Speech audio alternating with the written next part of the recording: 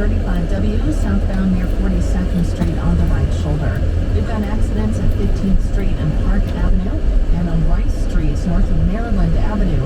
I'm Maria Arnold, and that's your latest total traffic. This report is sponsored by Treasure Island Resort and Casino. See psychic phenomena Matt Fraser bring hope and laughter to Treasure Island. With extreme accuracy, he's helped fans around the world connect with those that they lost. Don't miss your chance at a live reading on Saturday, March 9th. Get your tickets at TI Casino. Amanecimos fríos y con una hueva de asmir. El pasto está todo blanquito, no se alcanza a mirar mucho, pero está blanquito.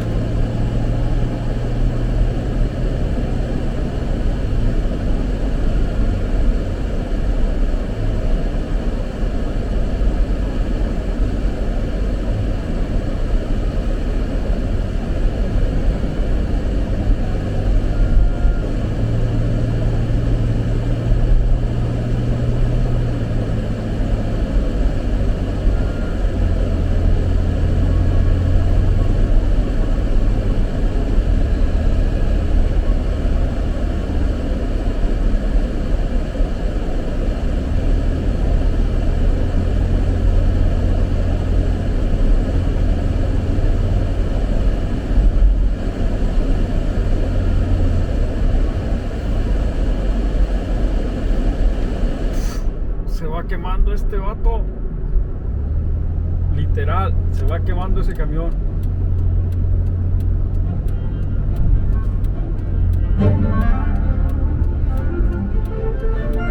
No soy yo.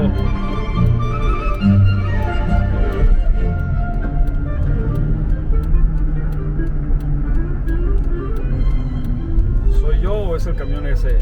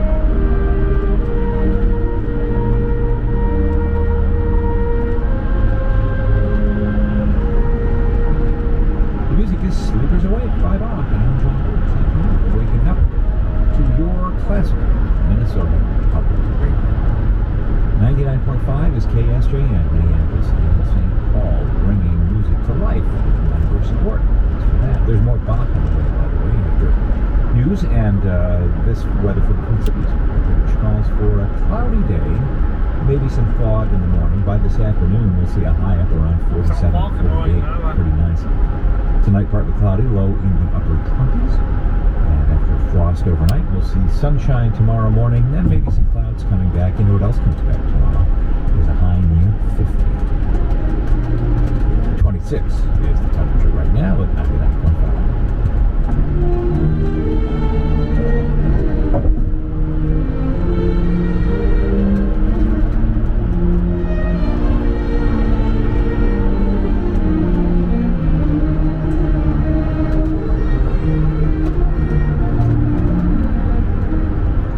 6:01, the news is next. Live from NPR News in Washington, I'm Corva Coleman. A bipartisan group of senators has unveiled its proposed immigration reform bill. Among other items, it limits who can claim asylum.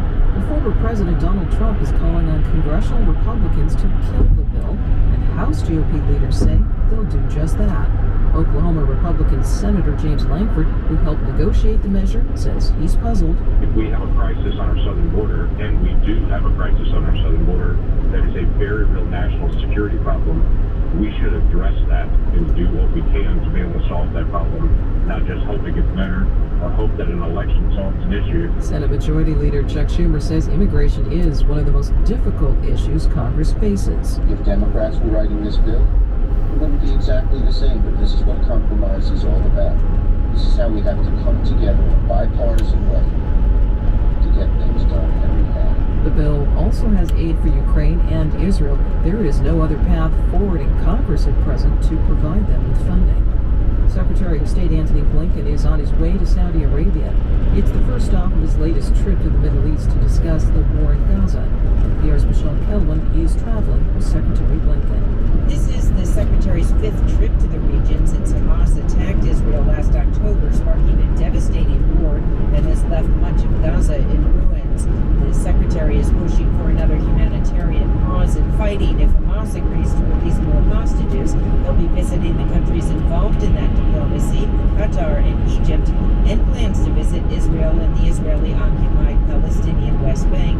He's also talking to Saudi Arabia and other countries in the region about how to rebuild Gaza once the war ends, and how to lay the groundwork for a future Palestinian state that would include both Gaza and the West Bank.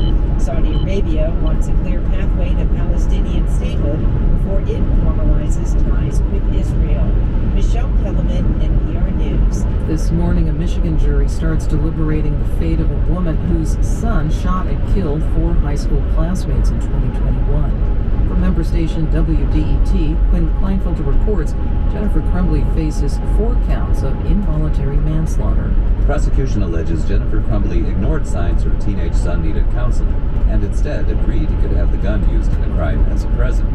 They claim Crumbly failed to keep the weapon secure and erased messages showing her culpability.